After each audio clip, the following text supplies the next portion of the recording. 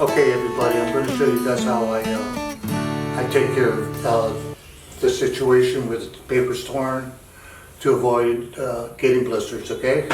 First thing I do is grab my knife, this thing right here, okay? I'm just gonna cut out the perimeter to pretty much stop the bleeding, you know. It can keep going and going and going, so by cutting the perimeter, that's going to stop it. So, cut that one.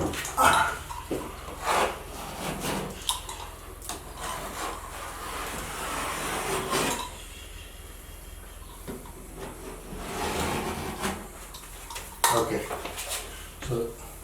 so the first thing that I'm going to do is I'm just going to peel off all this right here, because when you get mud on the top and you got this loose stuff like this, you're going to see blisters and basically going to have to scrape it off anyway. So I try to take care of the problem before I start putting mud on.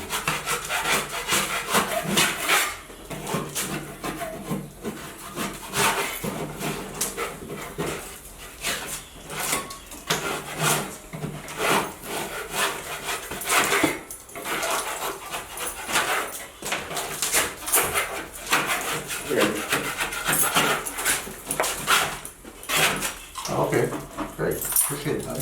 Okay.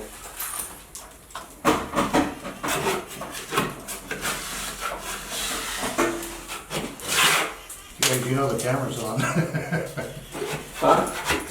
Just saying that you know I'm recording right now.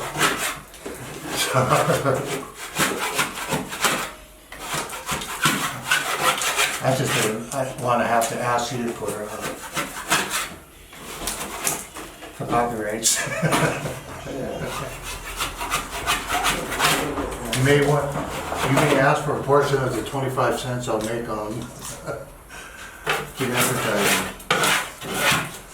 So yeah, basically I get out all these loose paper. Can take a lot of time, I hate to say it.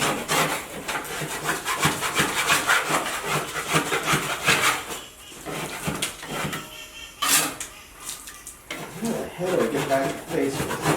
Okay. So what I do is I take my knife and I go in pretty much all directions. Another thing I do is I pretty much just rub the wall like that to see if I can't lift up anything that's loose.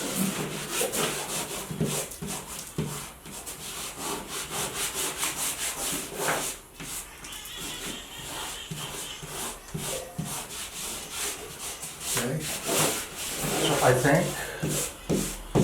think for the most part, I got this.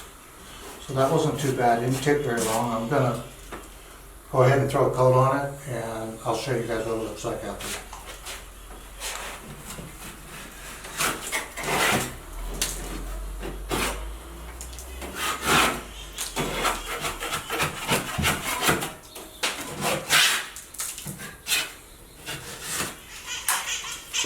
Let me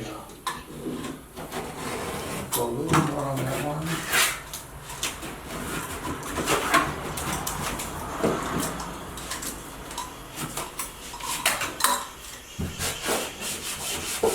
Surprisingly, this one is pretty good.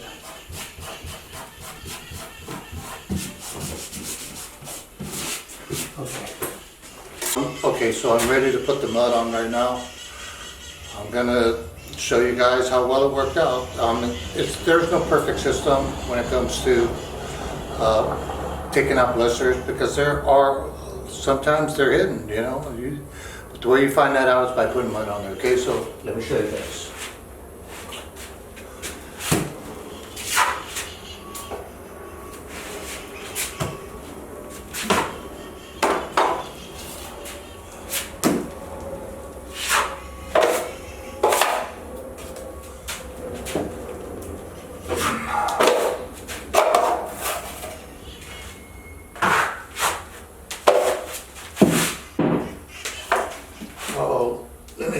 thing out.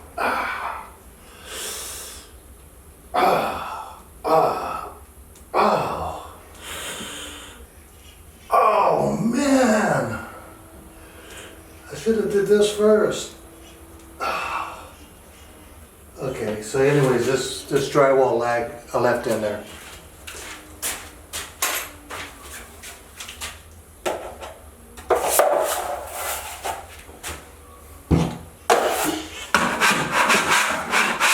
There you go, that's how you cut off the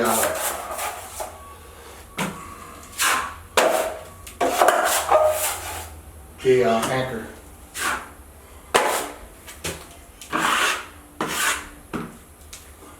Okay, I can tell that there's a couple areas that are going to show through.